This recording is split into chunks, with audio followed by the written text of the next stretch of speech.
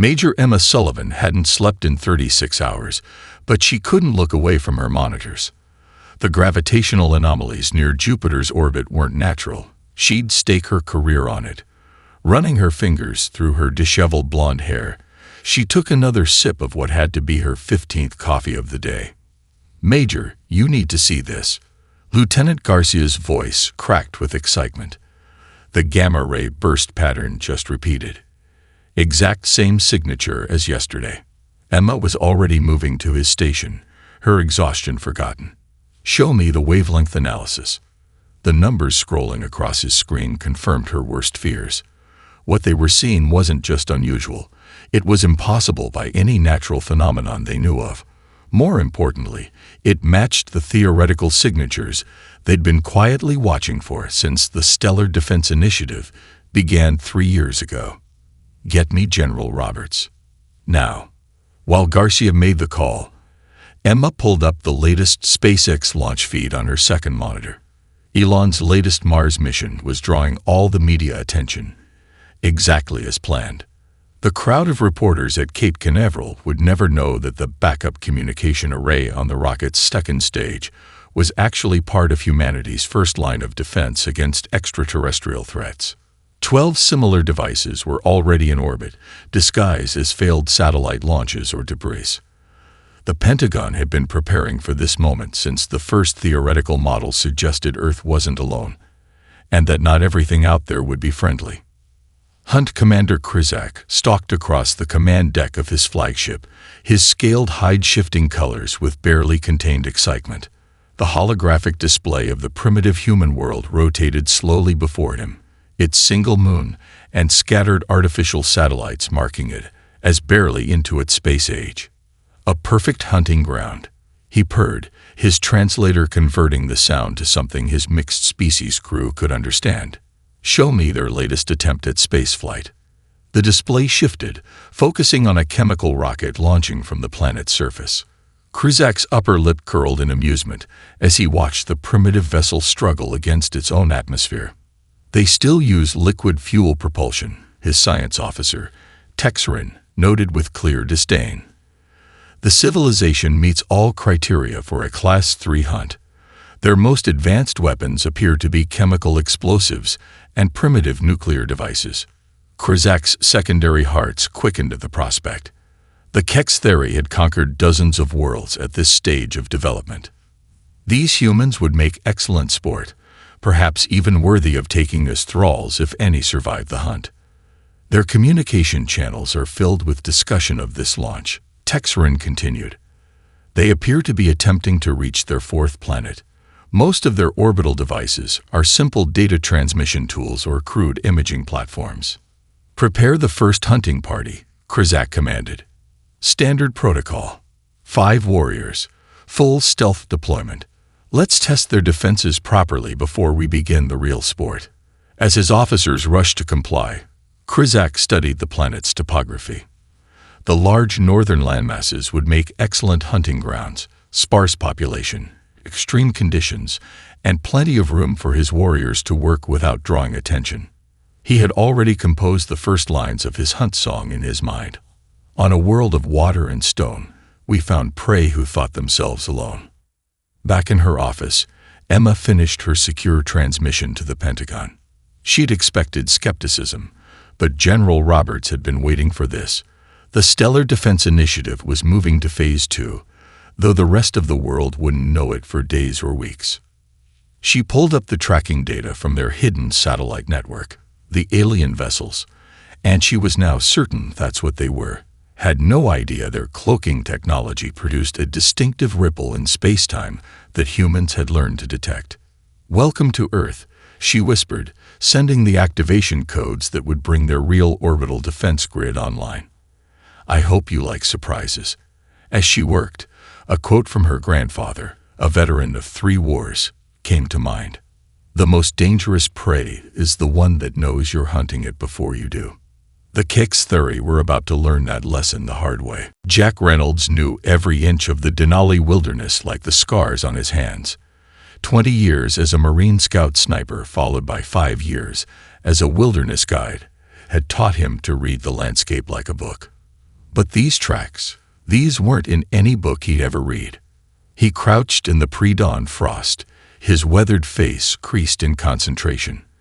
The prints appeared and disappeared at random intervals, as if whatever made them could choose when to touch the ground. More disturbing was their depth, suggesting something that weighed at least 400 pounds moving with the grace of a mountain lion. "Control, this is Overwatch," he whispered into his satellite phone, using his old military call sign. "You're gonna want to hear this." Colonel David Martinez's voice crackled through the secure line. "Talk to me, Jack. Please tell me you found our missing hikers." "Negative." Jack traced the edge of one print with his gloved hand. "But I can tell you why they went missing.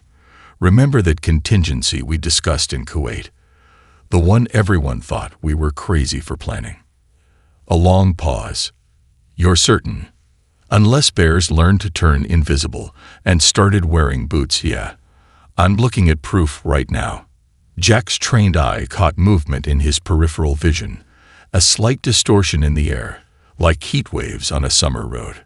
Except it was 20 degrees Fahrenheit, and I'm not alone out here.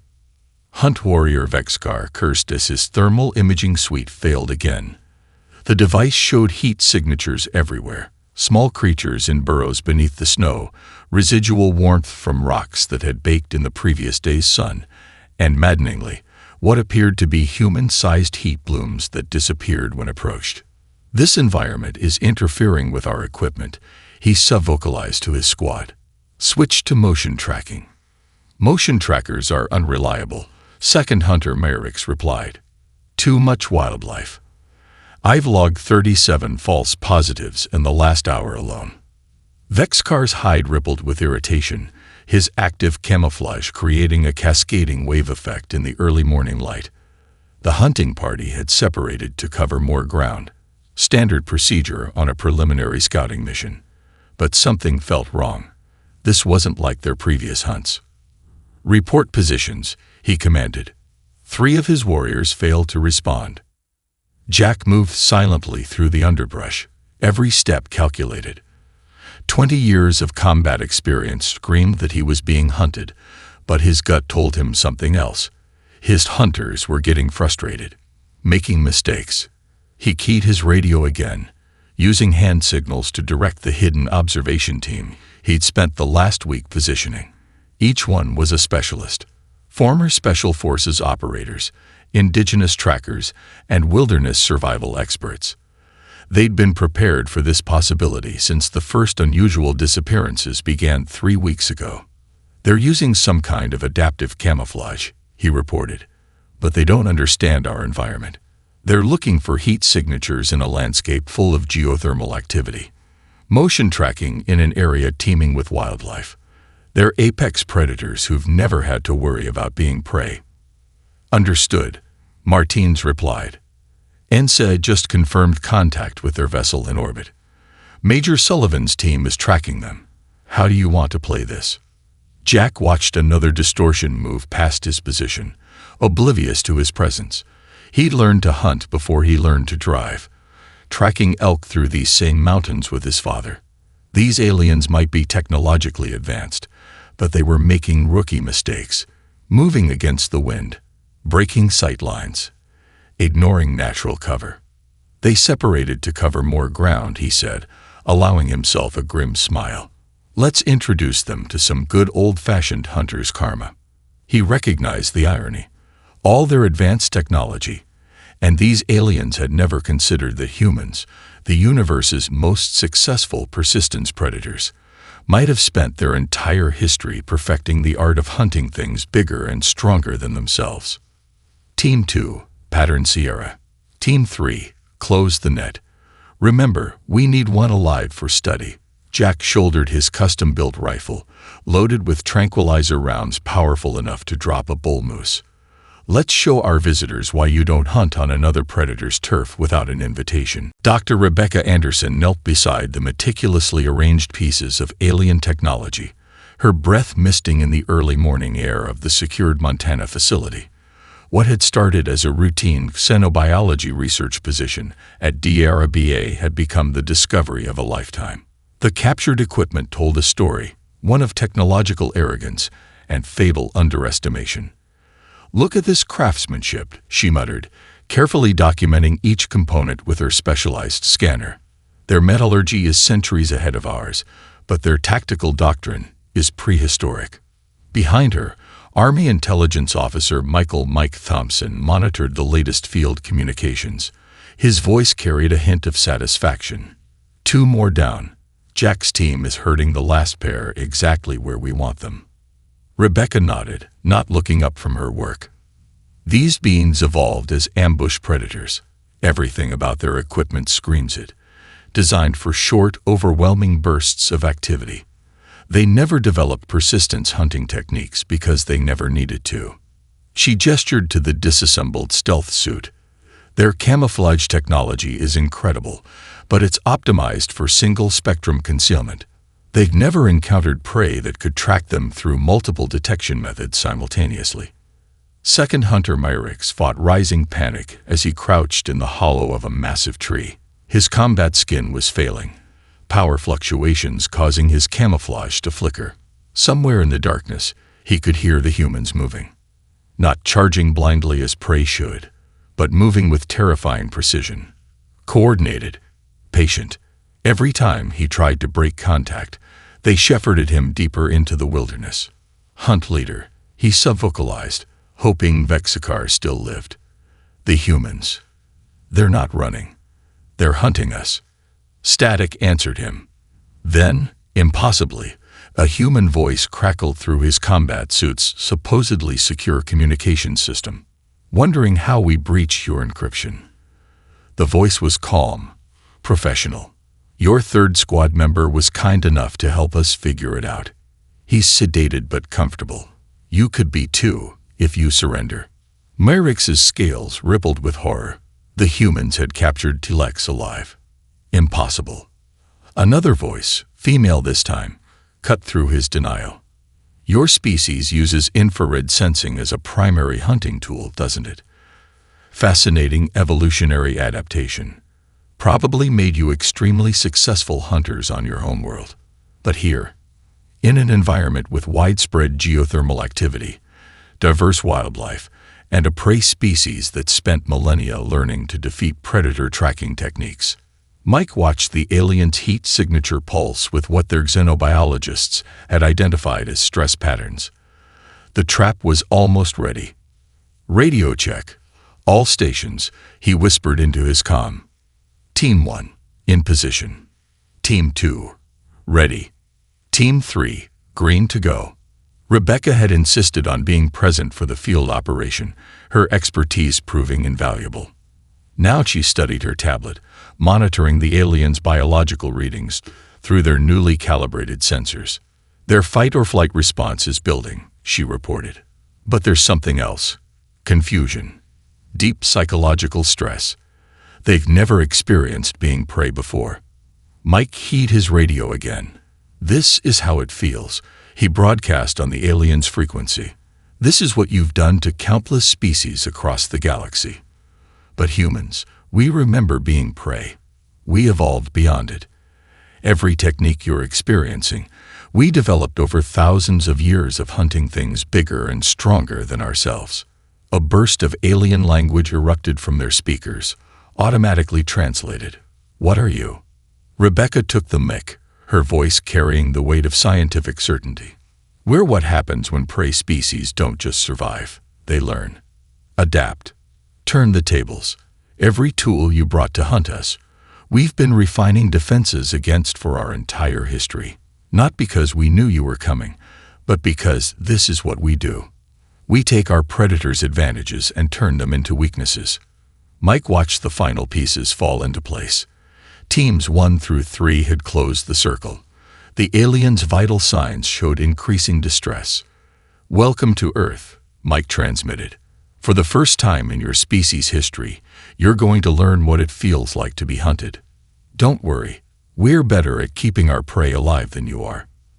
The tranquilizer dart struck true, and another piece of advanced alien technology joined their growing collection. Ashley Cooper didn't flinch as the Cass-30 dropship screamed overhead, its cloaking device failing against the Arctic storm. Her years as an Army Ranger had taught her to use any environment to her advantage, but the Alaskan wilderness, this was where she'd been born and raised. They're falling for it, she whispered into her throat mic, watching through high-powered binoculars as the alien craft descended toward the abandoned military installation. All units, maintain position. Let them think they found their prey. The bunker complex below was a masterpiece of deception. What looked like a hastily evacuated research station to alien sensors was actually a carefully crafted trap, built using everything they'd learned from the captured HFY technology. "Target is touching down," reported Steve "Ghost" Martinez, her former Ranger teammate and current wilderness survival expert, counting 12 hostiles. "They're moving in tactical formation. Looks like they learned something from losing their first team." Ashley allowed herself a grim smile. Too late for learning. Hunt Commander Krizak himself led this assault team. The loss of his first hunting party had turned this simple sport into a matter of honor. His warriors moved with precision, their combat skins adjusted to account for the thermal interference that had plagued the first group. "Life signs detected inside the structure," his senior tracker reported. "Multiple humans, minimal defenses. They appear to be scientists, not warriors." Krizak's scales rippled with anticipation. No more games. No more testing. Take them all. His warriors breached the facility's outer doors with practiced efficiency. The human security systems fell quickly, too quickly. In his bloodthirst for revenge, Krizak missed the significance of that detail until it was too late. "Now," Ashley commanded. The abandoned facility transformed. Hidden panels slid away, revealing sophisticated weapon emplacements. But these weren't conventional guns. They were sonic projectors, specifically tuned to the resonant frequency of HFY combat skin technology. The aliens' advanced armor began to vibrate, their camouflage systems shorting out in cascading failures. The scientific prey they detected were actually thermal dummies, programmed to mimic human heat signatures. "Second phase," Ashley ordered, watching through her thermal scope as the aliens struggled with their malfunctioning equipment. The snow around the facility erupted as Ashley's team emerged from their hiding spots. Each operator wore white thermal masking suits developed from studying the captured alien tech. They moved like ghosts through the driving snow, a lifetime of Arctic warfare training combined with cutting-edge technology. "My grandfather taught me to hunt in weather like this," Ashley transmitted on the alien frequency. He learned it from his father, who learned it from the Inuit people who'd been hunting here for thousands of years. "You thought you were entering a predator's paradise. Instead, you walked into ours." Krizak watched in horror as his warriors fell one by one, taken down by precision shots from enemies he couldn't see. The humans moved through the storm like spirits, appearing and disappearing at will. His combat skin, the most advanced personal protection system in known space, had been reduced to dead weight. "Impossible," he snarled, firing blindly into the swirling snow. "We are the apex predators. We are the hunters." A voice answered from the storm, somehow both amused and deadly serious. "You're apex predators who evolved in a warm climate, relying on technology to overcome environmental challenges. We're a species that learned to thrive in every environment our world could throw at us.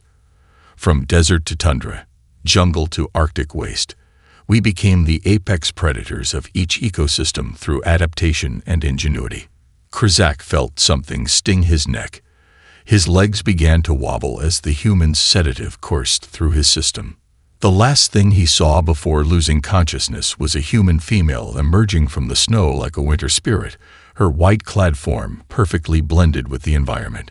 She moved with the confident grace of a true apex predator, one who had earned that title through millennia of evolution and adaptation, not through technological shortcuts.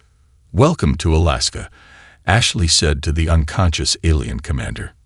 "You just learned why we call this the last frontier." Captain James "Jimmy" Walker floated in the observation module of Space Force Station Echo, his eyes fixed on the holographic display showing the positions of the HFY fleet. After 15 years as an F-22 pilot and 5 more in the Space Force. He thought he'd seen everything. He was wrong. Quantum signatures are holding steady, reported Lieutenant Sarah Chen from her station. They still think their cloaking tech is working. Jimmy allowed himself a small smile. How many failed satellite launches did we have last year, Sarah? 23, sir. Each one carrying a quantum detection grid node. The media called it the year of space program setbacks. Instead, it was the year humanity built its first invisible defense web. Jimmy keyed his comm to Contact Orbital Command. This is Echo Station. The fish are in the net. Time to show them what humanity's been hiding. Lieutenant Commander Olivia Martinez sat in the command chair of Orbital Platform Sierra, disguised until now as a defunct weather satellite. Her brother David's success with the ground operation had given them the final pieces of intelligence they needed. Now it was her turn. All platforms, this is Sierra Actual. Execute Protocol Omega. Authorization. Martinez 7 Delta 9. Across Earth's orbit, dozens of seemingly dead satellites hummed to life. Each one was a masterpiece of human ingenuity. Quantum stealth technology reverse-engineered from decades of studying UFO phenomena, wrapped in the shell of what appeared to be primitive human spacecraft. Platforms report ready, her tactical officer announced. Grid is active. We have targeting solutions on all Kex Theory vessels. Olivia opened a channel to the alien fleet. Attention Kex Theory vessels. This is Earth Defense Command. Your hunting parties have been captured. Your stealth technology has been compromised. You are currently targeted by weapons you cannot detect. Check. Supreme Hunt Commander Kruzak stormed onto his flagship's bridge, his scales black with rage. The human female's voice had come through every speaker on every ship simultaneously. A demonstration of electronic warfare capabilities that should have been impossible for such a primitive species. Show me these supposed weapons, he demanded. His sensor officer worked frantically at her station. Impossible. Reading multiple quantum signature spikes. Our sensors, they're being blocked by technology that matches our own stealth systems. How? Kruzak roared. They're barely past their first space age. A new voice cut through their communications, male this time. Did you really think all those UFO sightings over the last 70 years were mass hallucinations? We've been studying your kind since before we reached orbit. Every crashed scout ship, every piece of debris. We learned from it all. Rebuilt it. Improved it. Jimmy watched the alien fleet's formation tighten defensively. Sarah, show them what a primitive species can do. Light up the grid. Across Earth's orbit, the quantum stealth fields dropped. Dozens of advanced weapon platforms, hidden in plain sight, became visible. Each one bristled with railguns and plasma weapons, technologies the Kex Theory recognized as modified versions of their own designs. Your species has hunted across the galaxy, Olivia transmitted to the alien fleet, but you never considered that one of your target species might have spent decades preparing for you. Every failed launch was a success. Every space program setback was a cover for deploying our defenses. And now, she paused for effect, letting the aliens see the full extent of humanity's orbital trap. Now you face a species that turned your own hunting techniques against you. We studied you, learned your patterns, set up the perfect bait, and you, mighty hunters, walked right into our trap. Mate. Jimmy opened a final channel to the alien flagship. You have 2 choices: surrender and open diplomatic relations with Earth as equals, or attempt to flee through our defense grid. Choose quickly. Humanity has learned to be aggressive predators when needed, but we prefer to be peaceful partners. The silence stretched for long moments before the alien commander's response came through. We surrender to the better hunters. Never in the history of our species has the prey become the predator. Olivia finished for him. Welcome to humanity's space. We do hope you'll stay for the negotiations. We have so much to discuss about the proper way to introduce yourself to other species. Behind her, Earth turned slowly, its quantum defense grid gleaming like a spider's web in the sunlight. beautiful, deadly, and utterly invisible until it was far too late. Navy SEAL Commander Marcus Wright had spent 20 years mastering the art of boarding hostile vessels. But as he floated outside the Kex Theory ship's hull, magnetic boots keeping him anchored, he had to admit, this was a first. Hull analysis complete, his suit's AI reported through his neural link, detecting multiple access points matching patterns from captured scout vessels. Copy that. Marcus signaled to his team, their black spacesuits nearly invisible against the alien vessel's dark surface. Each operator carried weapons and tools specifically designed from their studies of Kex Theory technology. Remember your training. Just like taking a submarine, except this time we're dealing with lizards instead of Russians. Chief Petty Officer Lisa Shadow Rodriguez, his second in command, moved into position with practiced grace. Breach charges set. Who would have thought all those underwater demolition exercises would come in handy in space? The principles are the same, Marcus replied, checking his team's positions one last time. Zero or deep sea. Pressure differential is pressure differential. Execute on my mark. Security Master Zexnar watched in growing confusion as his ship's internal sensors flickered. The humans had somehow matched their boarding craft's quantum signature to the ship's hull harmonics, a technique that should have been impossible for their level of technology. Intruder alert. His subordinate called out. Multiple hull breaches, but no atmospheric loss. Zexnar's scales darkened. Impossible. No species can. The deck beneath him erupted. Marcus's team burst through the precisely cut hull sections, their suits' artificial muscle layers compensating for the Zerog environment. Centuries of naval boarding actions had taught humanity valuable lessons about taking enemy vessels, and those lessons translated perfectly to space. They're responding exactly as predicted, Lisa reported, her weapon tracking targets through walls using adapted Kex Theory sensor tech, falling back to defensive choke points. Marcus smiled behind his visor, just like we planned. Shadow Team, push forward. Pressure Team, circle around through the maintenance ducts. Let's show them why humans wrote the book on naval warfare. The Kex Theory crew fought back with desperate ferocity, but they were facing something they'd never encountered. A species that had spent its entire history adapting other predators' techniques and improving upon them. They're using pack hunter tactics, Marcus observed, watching the alien security teams try to flank his position. Lisa, show them why humans are better at it. His team split and reformed with fluid precision, using their smaller size and superior mobility to slip through maintenance passages the larger Kex Theory couldn't access. Every move was calculated, based on weeks of studying captured alien ship designs. You know what your biggest mistake was. Marcus broadcast on the ship's internal frequency as his team systematically isolated and neutralized resistance. You evolved as solitary hunters. Humans, we learned to hunt in groups before we learned to speak.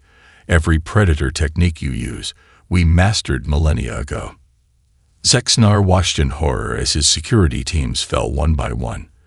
The humans moved like water through his ship, flowing around obstacles, striking from impossible angles. Their weapons fired sonic pulses that overloaded Kex Theory neural systems without damaging vital equipment. How?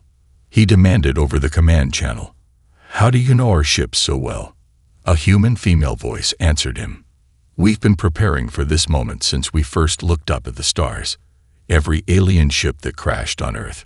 We studied it. Every piece of technology we recovered. We improved it.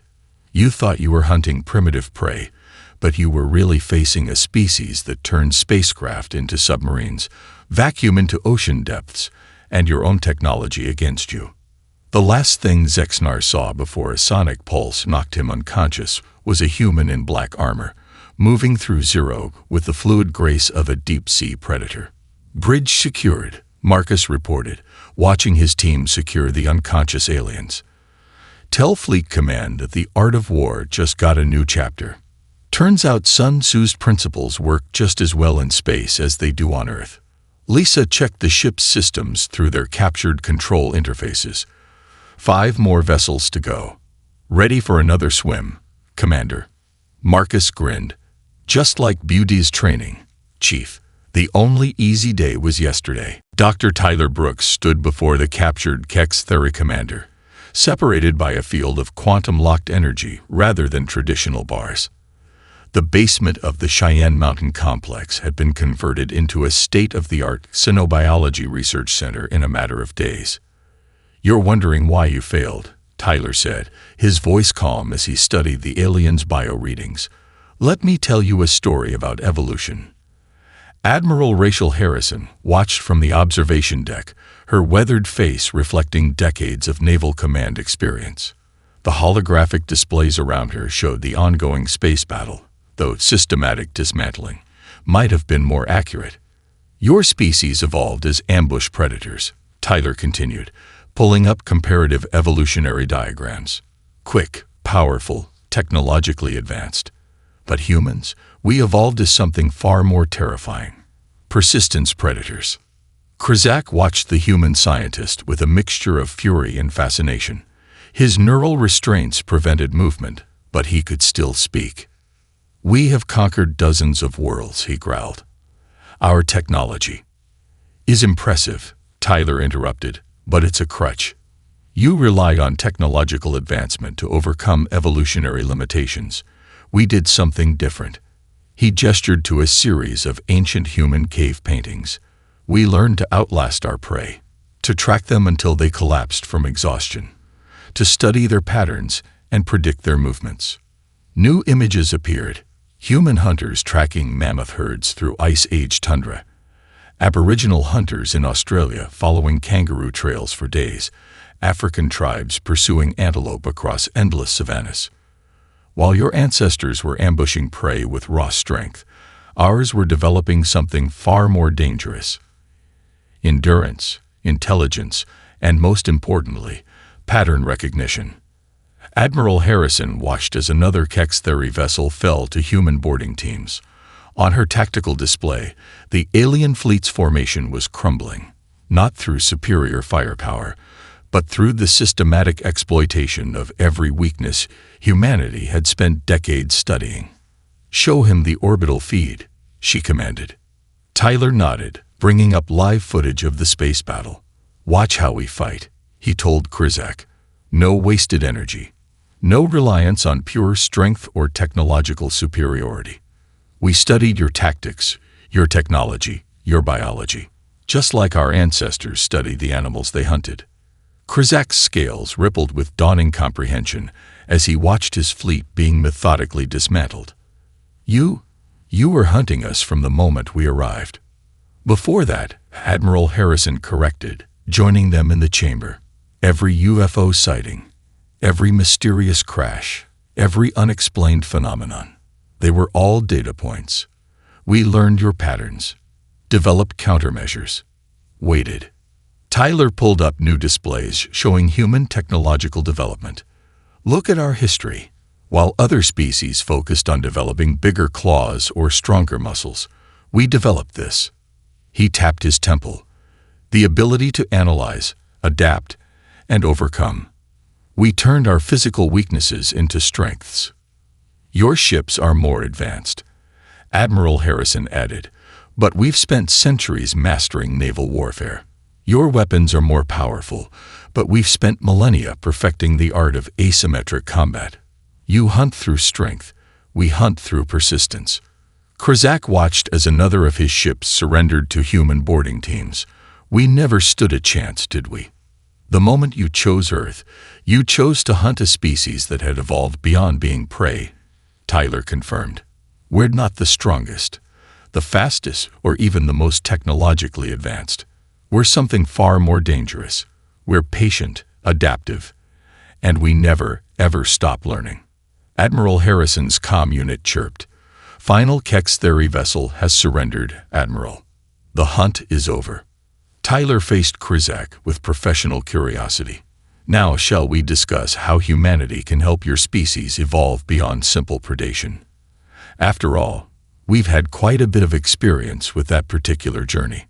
Krizak's response was quiet, almost reverent.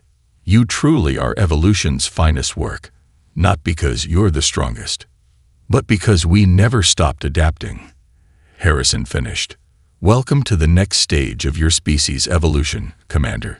Humanity will be happy to guide you through it, as equals, not as predator and prey." Above them, Earth's quantum defense grid glittered in the sunlight, a testament to humanity's greatest evolutionary advantage: the ability to turn every challenge, every threat, into an opportunity for growth. Dr. Alexandra Alex Foster stood in the newly constructed First Contact Center in Geneva, watching the Kex Theory delegation approach through the grand entrance. The morning sun filtered through the crystalline dome, deliberately designed to showcase Earth's architectural achievements while making their former adversaries feel welcome. "Nervous?" General Roberts asked, standing beside her in full dress uniform. Alex smoothed her diplomatic attire, a hint of a smile playing at her lips, after spending 3 months studying their psychology. "No, they respect strength and intelligence. We've proven we have both. Now we show them something they've never encountered, a predator species that chose to evolve beyond the hunt." The Kex Theory delegation, led by the former Hunt Commander Krizak, now bore the markings of diplomatic envoys. Their scales shifted in patterns that Alex had learned to read as cautious optimism. Krizak fought to maintain his diplomatic composure as he approached the human delegation. The past 3 months had shattered everything he thought he knew about predator species. The humans had systematically dismantled his fleet, captured his warriors, and then, most shockingly, treated them with respect and dignity. "Welcome to the Geneva First Contact Center," the human female greeted them in perfect Kex Theory language. "We've been looking forward to this day." Krizak's scales rippled in surprise. "You've mastered our language already. Along with your biology, psychology, and social structures," she replied with a warm smile. "We believe understanding is the foundation of peace." Alex led the delegation into the main conference chamber. The walls displayed a carefully curated history of human evolution, from prehistoric hunters to modern civilization, emphasizing cooperation, adaptation, and growth. "What you see here," she explained, "is not just humanity's journey from prey to predator, but our continued evolution beyond both roles. We learned that true strength lies not in domination, but in collaboration." She activated the central holographic display, showing the comprehensive analysis of Kex Theory hunting tactics they'd compiled. "Everything you see here, we learned not to humiliate you, but to understand you, to help both our species grow." Krizak studied the display with growing amazement. "This level of analysis, you didn't just defeat us. You understood us better than we understand ourselves." "Because that's what humans do," General Roberts interjected. "We study, we learn, we adapt. But most importantly, we share what we learn. We want to help your species discover what we learned millennia ago, that working together accomplishes more than hunting alone." The negotiations proceeded smoothly, guided by Alex's deep understanding of Kex Theory psychology. She watched with satisfaction as Krizak's delegation became increasingly engaged in discussions about cultural exchange, technological cooperation, and joint exploration initiatives. "Your quantum stealth technology, combined with our deep space navigation capabilities," Krizak mused, "we could explore regions of space neither of our species could reach alone." "Exactly," Alex agreed. "And that's just the beginning. Imagine combining your biological advancement understanding with our adaptive evolution techniques, or merging our different approaches to problem solving." She brought up a new display showing potential collaborative projects. "This is humanity's true strength, not our ability to fight, but our ability to turn former adversaries into allies, to take different approaches and combine them into something greater than the sum of their parts." As the day drew to a close, Krizak stood with Alex on the center's observation deck, watching the sunset paint the sky in brilliant colors. "You could have destroyed us," he said quietly. "Instead, you're offering to help us grow." Alex nodded. Because that's the final stage of evolution, moving beyond the simple predator-prey relationship to something more complex and rewarding. Humanity learned this through millennia of harsh lessons. We're offering your species a shortcut. Krizak's scales shifted to the deep blue of profound understanding. You truly are the most dangerous species we've ever encountered, not because of your weapons or tactics, but because you can turn enemies into allies, competitors into collaborators. That's the greatest hunt of all. Alex replied, holding out her hand in the human gesture of friendship. The hunt for understanding. Welcome to the next stage of galactic evolution, Krizak. We're honored to walk this path with you. As Krizak carefully clasped her hand, the sun's final rays illuminated both human and Kexthuri, casting a single shadow, a symbol of two predator species choosing to evolve beyond the hunt, together.